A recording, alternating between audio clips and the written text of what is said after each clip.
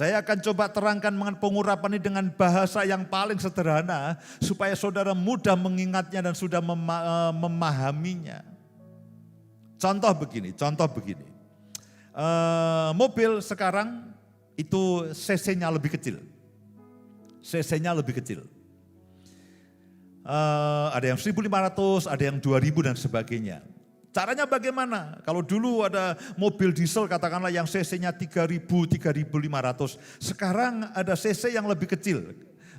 Dimensinya, kubikasi dari mesinnya lebih kecil. Mungkin ada yang 1.800. Nah caranya bagaimana? Mesin yang kubikasinya lebih kecil, 1.1,8 liter bisa menyaingi tenaga yang katakanlah 3 liter.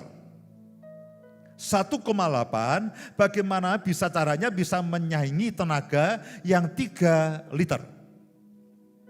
Caranya adalah dengan diberi turbo. Nah ketika diberi turbo yang 1800 cc itu kekuatannya, powernya, kemampuannya bisa menyaingi yang 3000 cc. Dengan diberi apa? Diberi turbo. Kalau ini tidak diberi turbo, sampai kapanpun yang 1800 tidak bisa menyaingi yang 3000 cc. Saudara paham ya dari sini ya?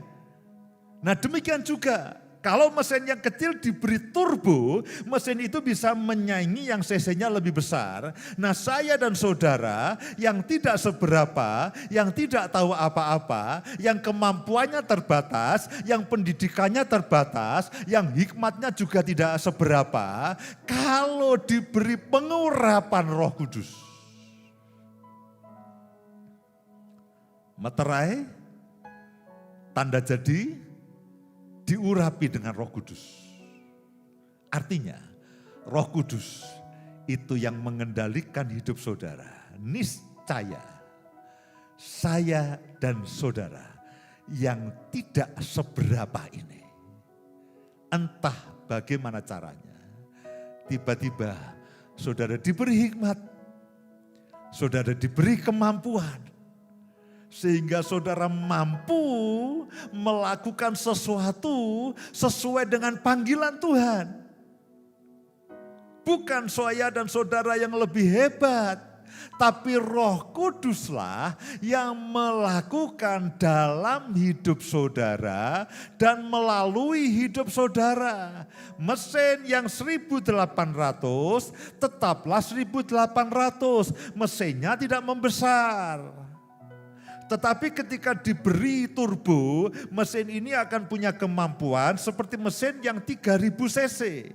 Mesinnya tetap 1800, yang memperkuat adalah turbonya tadi. Demikian juga dengan saya dan saudara. Saudara adalah tetap saudara, saya adalah tetap saya. Tetapi ketika pengurapan Roh Kudus itu bekerja dalam kehidupan saya dan saudara, saudara seperti mesin 1800 yang diberi turbo, yang kemampuannya sama dengan mesin yang kekuatannya, yang kubikasinya adalah 3000 cc. Contoh ini akan menolong saudara memahami dan mengerti bagaimana cara kerja dan bagaimana kondisi daripada orang yang diurapi. Di dalam 1 Samuel pasal yang ke-16 ayat yang ke-12 dan 13. Ini pada waktu Samuel disuruh Tuhan untuk mengurapi Daud menjadi raja. 1 Samuel pasal yang ke-16 ayat yang ke-12. Kemudian disuruh nyala menjemput dia, yaitu Daud. Dia sedang menggembalakan kambing domba. Kakak-kakaknya yang tentara, yang perwira tidak masuk hitungan. Tapi Daud ini si kecil yang sedang menggembalakan kambing domba. Dikatakan begini, dia kemerah-merahan, matanya indah, dan parasnya elok. Lalu Tuhan berfirman kepada Samuel, bangkitlah, urapilah dia, sebab inilah dia. Samuel mengambil tabung tanduk yang berisi minyak itu. Pengurapan dilambangkan dengan minyak. Pak, apakah saya masih perlu setiap kali saya mengoleskan minyak? Boleh, itu untuk mengingatkan saudara. Tapi kalau saudara bertanya, Pak sebetulnya kapan pengurapan itu turun? Pada waktu saudara terima Yesus sebagai Tuhan dan Juru Selamat. Ayat tadi yang kita baca. Pengurapan setiap hari itu hanya mengingatkan dan menolong. Bukan berarti, wah tadi pagi saya lupa pengurapan. Loh siapa yang lupa? Tidak ada yang lupa. Roh Kudus itu sudah ada di dalam kehidupan, pengurapan itu sudah ada. Oh kadang-kadang saya dan keluarga saya melakukan pengurapan itu untuk mengingatkan. Bukan lalu pada waktu itu turun, itu bukan. Sudah turun pada waktu saya terima Yesus sebagai Tuhan dan Juru Selamat. Itu hanya mengingatkan. Dikatakan begini, Samuel mengambil tabung tanduk yang berisi minyak dan mengurapi Daud di tengah-tengah saudaranya. Sejak hari itu dan seterusnya berkuasalah roh Tuhan atas Daud. Lalu berangkatlah Samuel menuju Rama. Pengurapan itu artinya adalah berkuasalah roh Tuhan atas Daud. Pengurapan itu artinya berkuasalah roh Tuhan atas saya dan saudara. Kalau tadi adalah meterai, itu kepastian.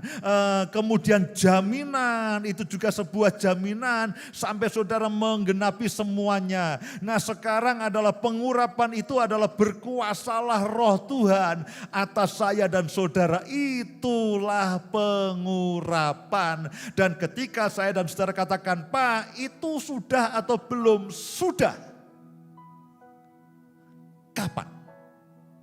Sejak saudara dan saya terima Yesus sebagai Tuhan dan Juru Selamat. Dimeteraikan, diberi jaminan, diurapi. Acap kali yang menjadi masalah adalah ketidakmengertian dan kebingungan. Kembali kepada firman. Iman saya dan saudara harus berdasarkan firman. Bukan berdasarkan pengalaman semata. Bukan berdasarkan tanda-tanda semata. Lupa, saya pernah didoakan orang diurapi. Pada waktu itu saya bergetar. Oh itulah Pak, pada waktu saya bergetar. Tapi sekarang sudah tidak getar. Mungkin pengurapan itu sudah aus. Nah saya harus ingatkan saudara, iman saudara tidak boleh bergantung kepada tanda-tanda lahiriah. Iman saya dan saudara harus berdasarkan firman. Tanda-tanda lahiriah itu hanya meneguhkan dan mengingatkan dan memberikan momentum. Firman.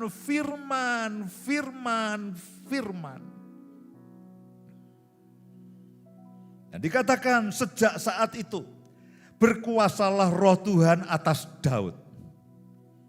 Kisah Para Rasul pasal yang ke-13 ayat yang ke-22. Ini juga menggambarkan mengenai bagaimana Daud dari mana ke mana. Asalnya seperti apa lalu menjadi apa. Setelah Saul disingkirkan, Kisah Para Rasul pasal yang ke-13 ayat yang ke-22.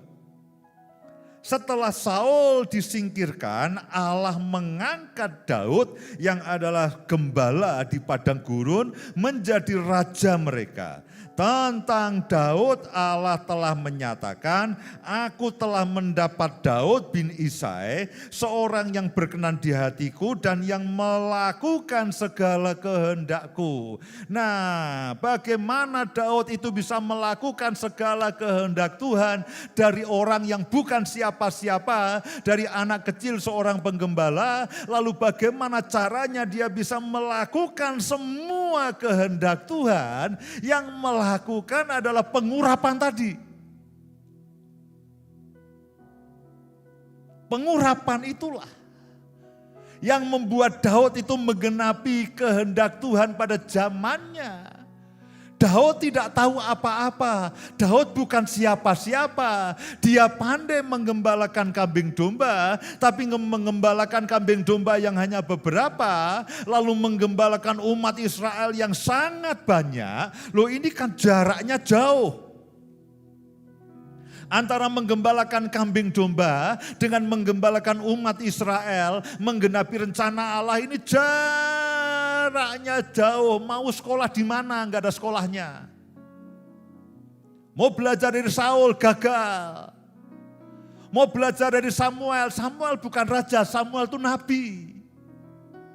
Caranya bagaimana dari seorang gembala kambing domba di padang gurun lalu menggembalakan umat Israel yang sangat banyak dengan rencana Tuhan yang ajaib. Loh, ini jaraknya itu luar biasa loh saudaraku. Jaraknya luar biasa. Nah, bagaimana caranya? Pengurapan. Dikatakan sejak hari itu Roh Kudus berkuasa. Nah, bayangkan pengertian ini masuk dalam hidup saudara dimanapun kau berada. Sebetulnya sejak engkau terima Yesus, engkau punya kesempatan. Roh Kudus itu berkuasa atas hidupmu, menguasai pikiranmu, menguasai hatimu, menguasai perasaanmu. Roh Kudus dengan semua manifestasinya itu siap untuk dicurahkan dalam kehidupan saudara. Ketidaktahuan, ketidakmengertian, kebingungan dan ketidakpercayaan itulah yang acap kali membuat kita jadi tidak bisa dan kita tidak mengerti.